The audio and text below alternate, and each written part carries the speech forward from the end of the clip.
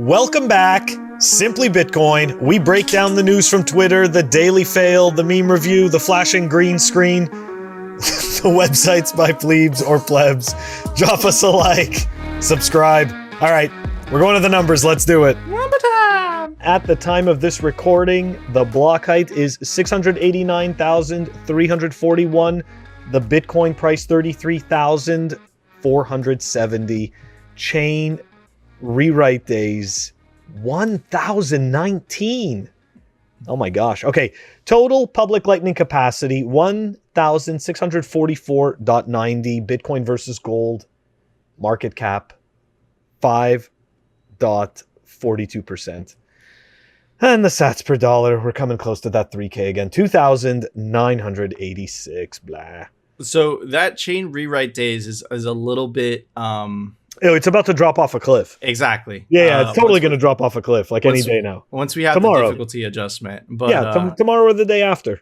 but it's crazy because it still represents that the amount of Bitcoin being mined is actually significantly lower because the block times are actually longer, right? Because the hash rate took such a dump. But anyways, just to make it a little bit more good news, this is Satoshi, the Bitcoin chicken.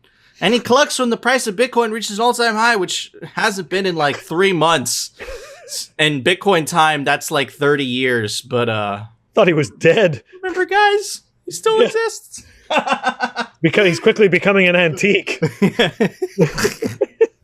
Poor Satoshi. Hopefully he makes an appearance soon. But anyways, doesn't matter. Just stack, buy yourself some freedom money, aka Bitcoin, and just hodl. But anyways, Phil, it's time for it. The daily fail. All right. One of our fellow listeners, Corona Rojo, thank you very much for pointing us to this. So they write, I'm so concerned. Colonialism. All right. So anyways, let's go take a look at what they're talking about here. So there's this article here. All right. Crypto colonialists use the most vulnerable people in the world as guinea pigs. What are they talking about? Blockchain technologies bring surveillance and political pressures. All right. Let's dig in. You know what? A lot of these pieces. Here we go. Okay. Let's check it out. All right. Vanuatu is an island nation in the Pacific Ocean with an estimated population of just over 300K. It's routinely impacted by extreme ocean weather events like typhoons and hurricanes, a pattern which has attracted support from international charitable aid conglomerates to boost the country's weak technology infrastructure.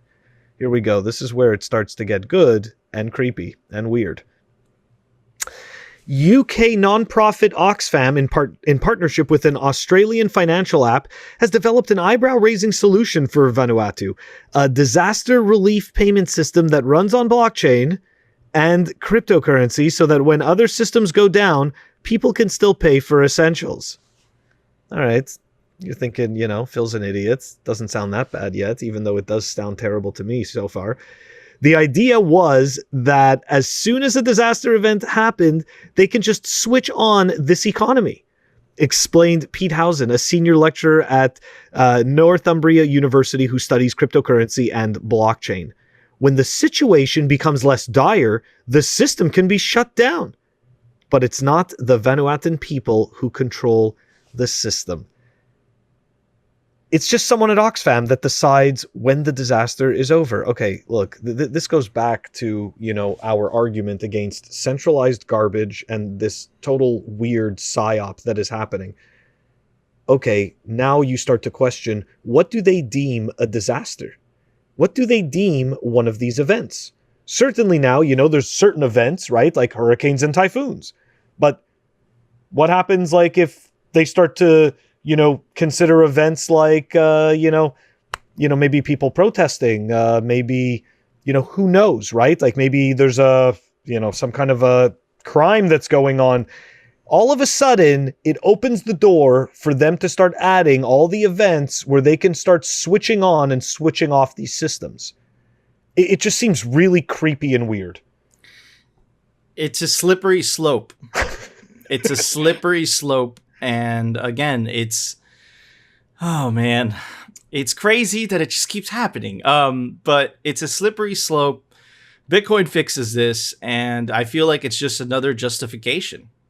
What would you say to that, Phil? Yeah, I just don't understand. Like, so all of a sudden Oxfam has control over this country's monetary policy or just monetary transaction network. I don't even know what to say. It's just so weird. What could go wrong? It's just so weird. Anyways. Yeah, man. But look, it's scary. We laugh a lot on this show because it's so ridiculous. Yeah, exactly. We're laughing because it's insane, right? Because we actually think it's funny, because there's really no other reaction to the insanity. These people are psychopaths. Like, they're psychopaths. They just really are, man. And and exactly what Ben was saying yesterday. They're so used to having that control because the old system allowed that type of control. But Bitcoin, you can't control it. It's just in the network itself, right? So yeah, man, it's just, this is, when you read that, Phil, it gives me another example of what's at stake. Okay. So, sorry, you also you just also made me think of something. So why would they have to use this currency when there's an event like this, when they can just use Bitcoin? Like, why do they need it? Huh? Control. It's just so weird. What other reason? I don't know. We're living in a clown world, man. Yeah, a clown world, but it is very scary. It would be very scary if Bitcoin didn't exist. But Bitcoin exists. So you could just opt the fuck out. You don't have to deal with any of this. Walk right out of the circus. Walk out of the circus. Take custody of your Bitcoin. Protect yourself from these psychopaths, because that's what it is. And the best part is that not only are you protecting yourself, you're defunding them in the process, right? So it's like it kills two birds with one stone. You're defunding the bullshit, and you're taking your sovereignty back, and your power, and your energy back, right? Because that's what Bitcoin allows you to do. It allows you to vote with your wallet, but also vote with your feet, right? It's incredibly empowering to the individual, and I suspect these people absolutely hate that, So yeah, man. We have to keep calling out the bullshit until the forces that be. It's a fun fail. Want to silence us. But anyways, Phil, on a more positive note, it's time for the Daily Meme Review. All right, everybody. The meme for today is brought to us, but definitely looks like a plebe, at Bullish Hemming W1. You go give him a follow. But anyways, let's check out his meme. My parents in their 30s. Let's go out to eat at a nice restaurant. Me in my 30s. I eat ramen every day so I could buy the dips. Yes, that's exactly what you should be doing. I appreciate that meme. Because I did that for so long, okay? And because I appreciate that meme so much, Phil, I'm going to give it a very special score of Satoshi, the Bitcoin chicken. And he's going to make a cameo cluck. Woo! What are you going to give it? Dude, I don't even know how we end up aligned like this. It's the weirdest thing. Okay, so look, love the meme. And actually what I was going to give it, which is weird, is actually this little, it's the Bitcoin white paper booklet issued by Coin Center that comes with the foundation wallet. The passport. Yeah, I remember. So there you go. White paper by Satoshi Nakamoto. Oh, wow. Dude. I mean, look at that. Yeah. I don't think I've ever given any meme the Bitcoin white paper. Dude, I think that's one of the best scores you could give it on the rating scale, Phil. I mean, wow. It's official. Satoshi, the Bitcoin chicken, and the Bitcoin white paper. Awesome scores for a phenomenal meme. Well, anyways, we want to know, do you guys agree with our scores? Do you disagree? Let us know down in the comments. Rate the meme. But anyways, Phil, it's time for the Daily News, sponsored by Crypto Cloaks. All right, everybody.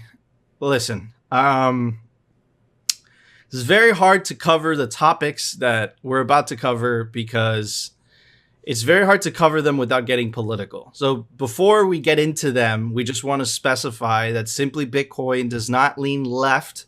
We do not lean right either. Okay. We lean for Bitcoin. That means we lean for freedom, right? And we're heading into a world where we're going to have two options, right? We're going to have the easy, convenient option, the slave money, aka the central bank digital currencies, and we are going to have the freedom money, which is Bitcoin, right? Now, I'm going to show you a couple examples of why central bank digital currencies are so dangerous, why, that whole thing is we're going to allow you to transact, we're going to allow you to do whatever you want is total BS, right? And you guys come to your own conclusions. Okay. All right. Let's do this, Phil. All right. So first article. Okay. Biden administration prepares ways for banks to refuse service to Democrats' enemies. Okay. To continue reading from the article. Essentially, by using the power of federal banking regulations to intimidate banks from providing their services to these industries, the administration choked off their access to the financial system, leaving them paying more for essential banking services or unable to use a bank at all. Different agencies within the Obama administration denied wrongdoing in various ways. At least one bank, however, admitted to choking off 3 legal enterprises at the government's behest. Dozens of business owners, many of them gun sellers and short-term lenders, said their bank accounts and access to credit card processing platforms were suddenly stymied or shut down with no explanation and no opportunity for recourse, right? So, again, this is just kind of a glimpse into the future of what would happen in a world that was solely run on central bank digital currencies, right? Because right now, how we have it is we have a middleman in between the government and the individual, right? And that's called a bank, right? Central bank digital currencies takes away that middleman completely. It's just the government and it's just the individual, right? So again, right, they are going to say, they're going to try to pitch it in a way where it's like, we're going to allow you to do whatever you want, to transact with whoever you want. I'm going to read you a tweet by the European Central Bank that we keep making fun of. To the digital euro would be for all Europeans to use. From everywhere to everybody and everywhere, they want to send the money in the euro area. It would be risk-free and simply technological progress, right? So this is the pitch. This is what they want you to believe, right? That it's free. You could send it anywhere. You could send it. It's no big deal. We're not going to spy on you. We're going to send it everywhere. But you can't send it everywhere. Exactly. They're limiting it right there. So you could send it everywhere to everyone in this tiny space. So like we've already, shown you, and this is just one example. In China, they have the social credit system, which is even worse, right? Where they literally stop you from buying airplane tickets or they stop you buying from certain things if you don't behave as a citizen, right? So again, look, the reason that they're trying to pitch it this way, Phil, is because they know Bitcoin is a threat. Okay, so they have to sell the same thing that Bitcoin does, which is like, you can transact with anyone, not a problem, right? But I want to circle back to this idea of trusting the government, okay? Because a lot of troubling news came out this week, and we're going to cover some of it. So check this out, this article from the Associated Press. Microsoft exec targeting of Americans' records routine. To read from the article, federal law enforcement agencies secretly seek the data of Microsoft customers thousands of times a year, according to congressional testimony Wednesday by a senior executive at the technology company.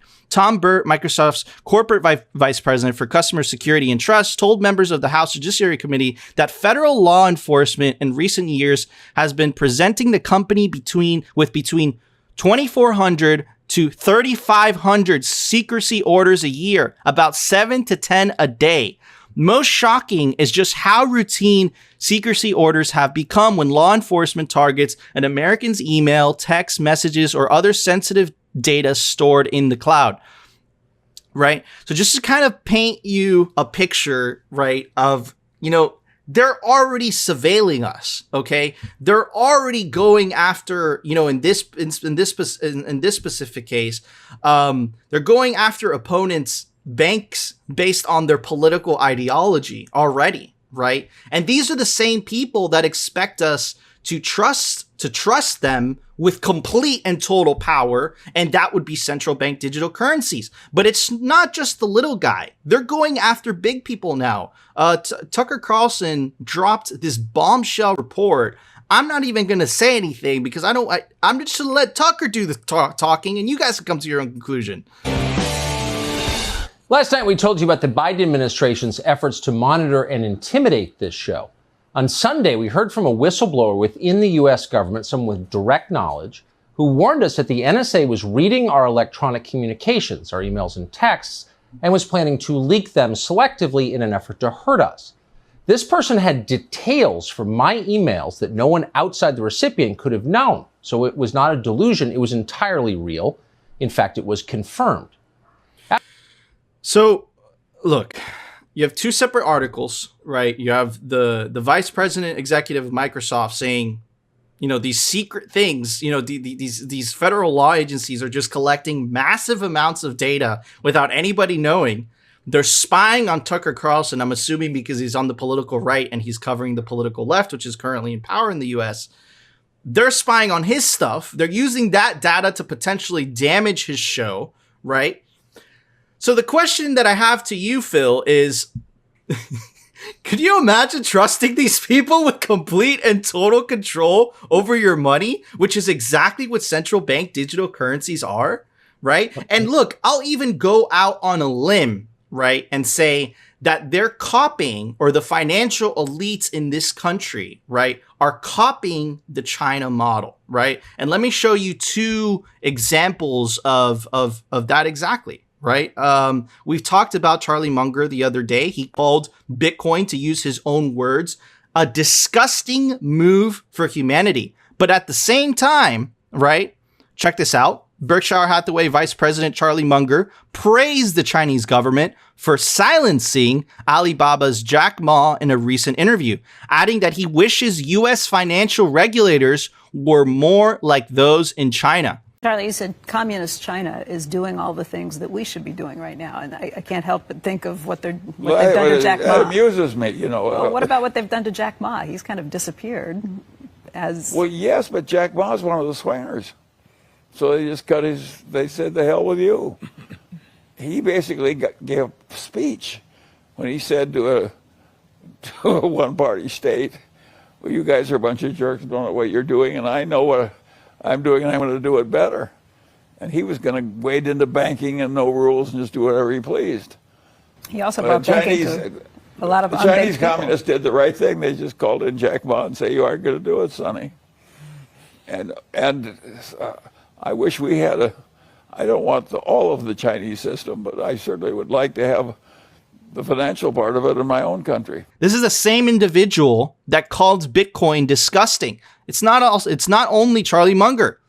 Elon Musk, on the 100th year anniversary of the Chinese Communist Party, said this: "The economic prosperity that China has achieved is truly amazing, especially in infrastructure. I encourage people to visit and see for themselves." Holodot says, China now, huh? So, nice. So, look. And Alex Gladstein was pointing out the prison camps. Exactly. Yeah. So, I think that it's safe to say that the financial elites in this country see the China model. They see that in China, they can get away with this totalitarian crackdown, right? That's exactly what central bank digital currencies is going to enable them to do. You saw what Elon said about Bitcoin. You saw what Charlie Munger said about Bitcoin. But at the same time, they're, basically saying that this communist regime, that is the Chinese Communist Party, which has killed hundreds of millions of people during its history, is okay. But Bitcoin is bad, right? So look, again, it's just something to keep an eye out. Just so you guys know what's at stake here, okay? And when Jack Mallers says we will die on this hill, we really mean we will die on this hill, because the other option is slavery. That's what it is. It's freedom or slavery. And I suspect as time progresses, this will be more and more black and white, and the battle lines will be more and more defined. Okay? So, anyways, Phil? Man, okay, so look, people like Charlie Munger, I mean, this system has made them so incredibly powerful and wealthy. So 100%, they absolutely want to keep everything the way it is working for them. Bitcoin, you know what? Based on what they say about it, you could see that they truly fear it. Yes. Okay? Because they completely understand what it means. Because these are guys who completely understood the way the money system works. They know that this is out of thin air. Like, you got to be a fool not to. It's so scary, right? Like, don't get me wrong. People don't want to accept it because it hurts. Like, you speak to the, quote unquote normie friends, that are not, into this and that are, really, they don't care. They're just completely blind. And like, these people, like, they don't want to hear about the broken money. They're so busy, toiling away in the paycheck to paycheck and the, all the problems of everyday life that seem like they matter, that's so important, it's not, it's like all of it is a distraction to keep you confused so that they can sit there and take every piece of your life and put it under their microscope and control it. Absolutely. For real. Absolutely, like, man. This is the end, like that is the end goal. Yes. Okay. And it's just scary. The point I wanted to make though about the CBDCs, CBDCs. Okay. So the banks are already indirect agents of the government, but they don't have that much reach. Like, I see the bank converting, because to your point, they're going to become useless. I mean, really, they're going to become useless. And I think they're going to be converted into like a watch organization or something like that, So they are going to be agents of the government, but I don't think they're going to be agents of the government like we think. Because let's face it, if everything moves to the CBDCs from the governments, well, the banks become obsolete because now you work directly with the government, so to speak. Which is terrifying. And at that point, what happens to all these people, right? This infrastructure has to exist because they're still using a fiat system. So that means they still have to churn out a bunch of money. You still have to have a whole bunch of people employed to do a whole bunch of things that don't really matter. So, hey, you can chase down quote unquote digital transaction criminals, and what will those crimes entail, I wonder? I'll pull up one right now, right? Oh. Because that's exactly what they're doing. They are already going after people that are not going with essentially the AML, the unlicensed money transmitting. Anyways, Dr. Bitcoin pleads guilty to illegal cash to crypto scheme, right?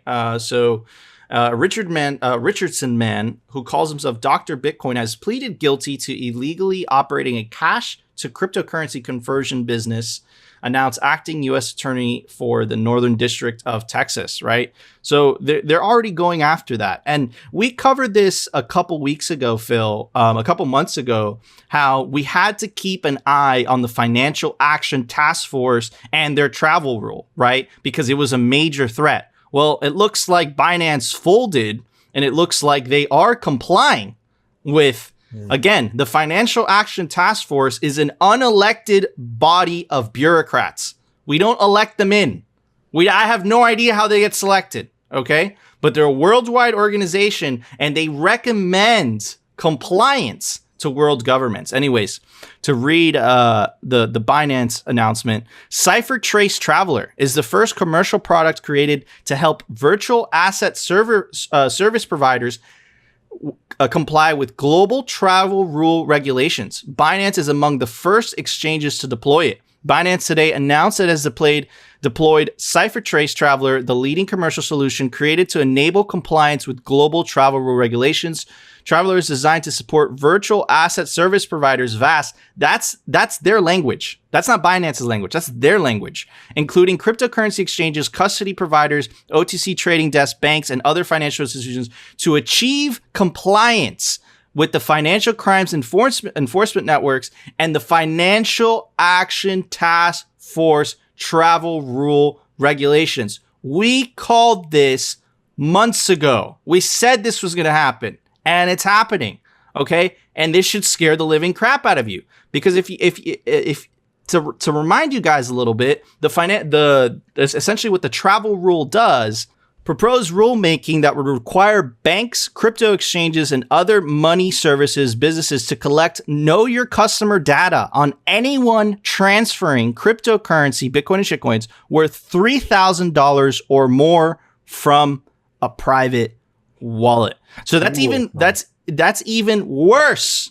than the $10,000 rule that they already have on the fiat system, right? They're making it $3,000.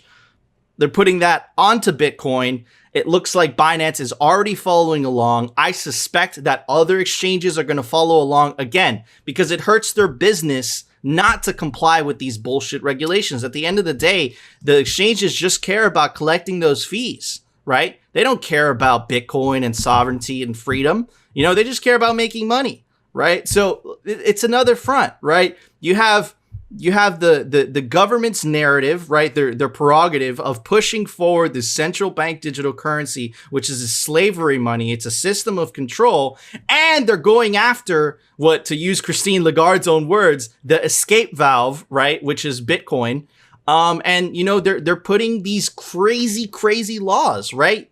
Every time you withdraw from an exchange, if it's over $3,000, that gets reported to the government now. You're on a list, buddy. Mm-hmm. So it's absolutely terrifying. But you know what? One more thing, Phil, and I'll shut up. We are winning. And the reason I know we're winning is very simple. Don't just read in between the lines, okay? This was tweeted today from Reuters, okay? Central American officials land on lists as part of U.S. corruption crackdown. Look at that. Is that Nayib Bukele? Is that's the president that passed La Ley Bitcoin? It's corrupt if you don't want to be a slave to the garbage money that's being doled out. You must be corrupt. You must be the problem because you don't want to just be made poorer at the whim of these faceless people. This is how you know they're scared.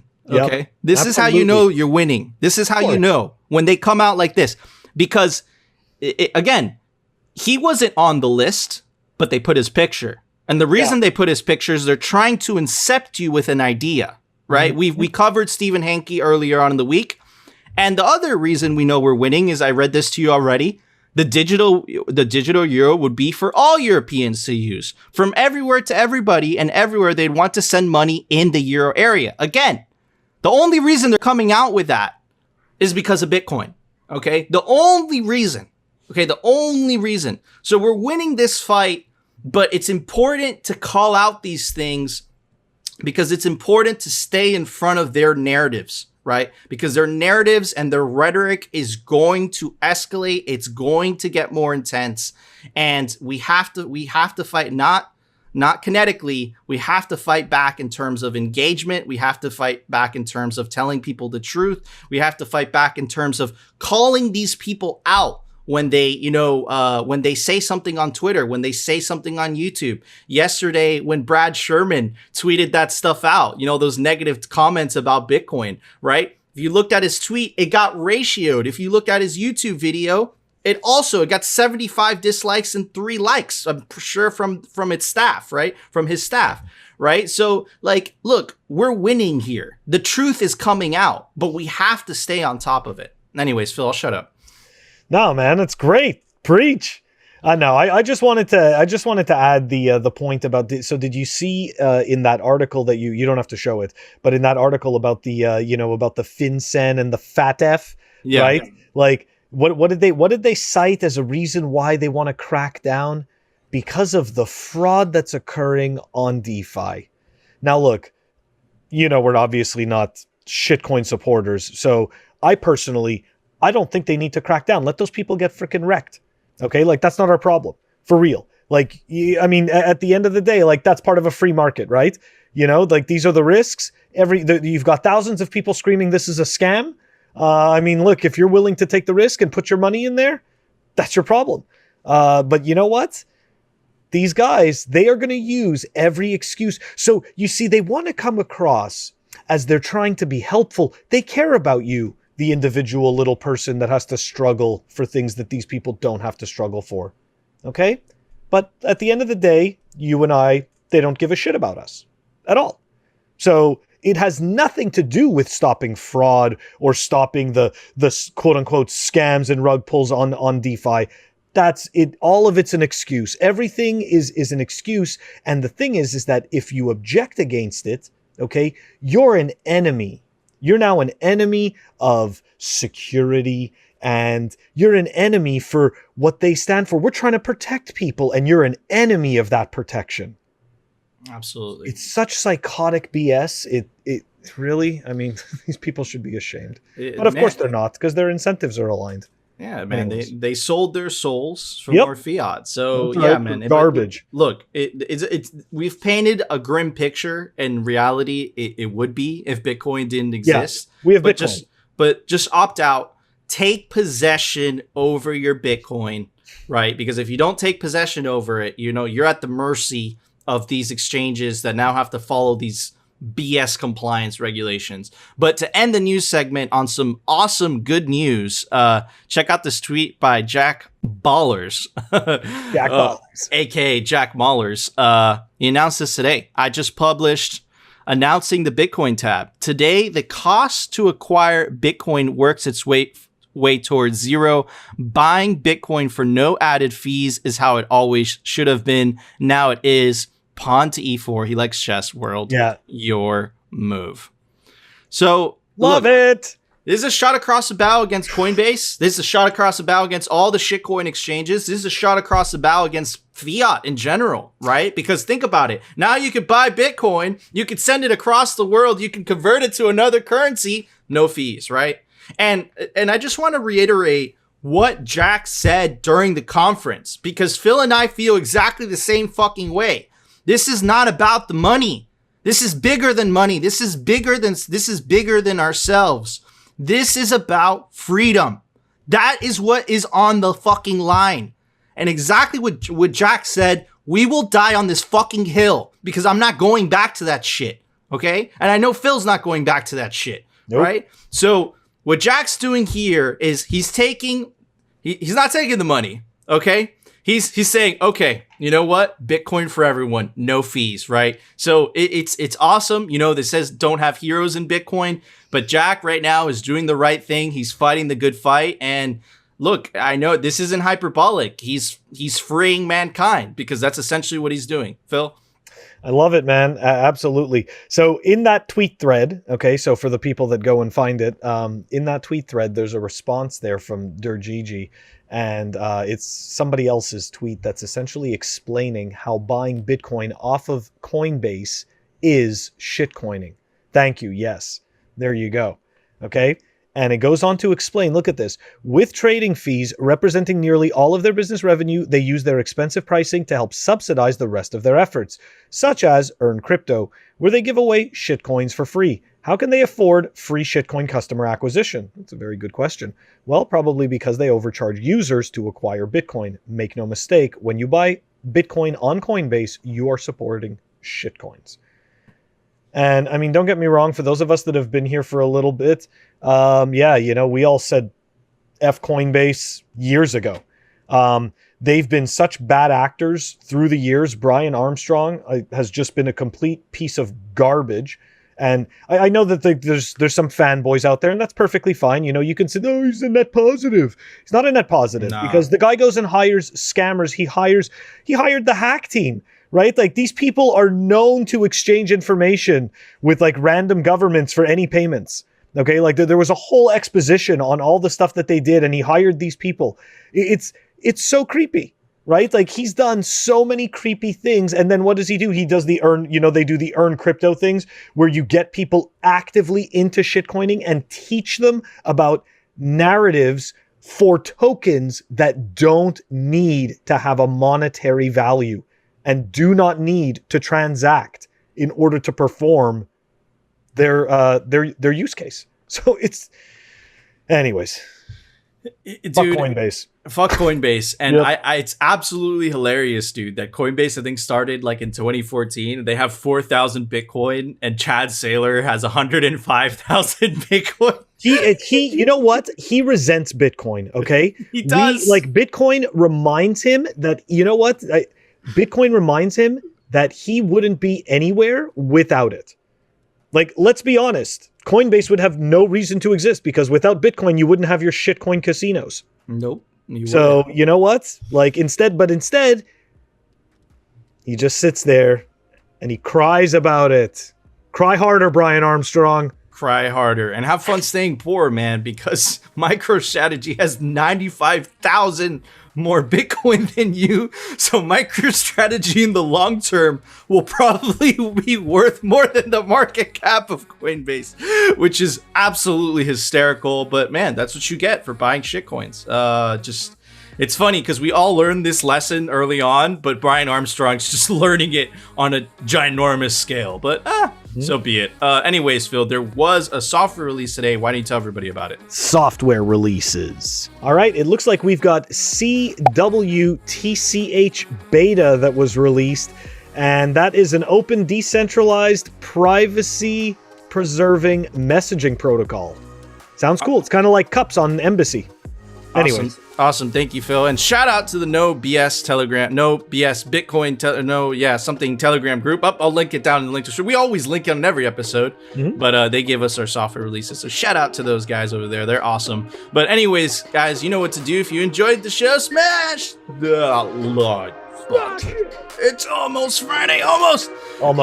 And of course, if you want to continue hearing the Bitcoin news from the pleep-plap perspective and the catastrophic fiat and shitcoin fails, definitely consider subscribing. And we'll see you tomorrow for another episode of Simply Bitcoin.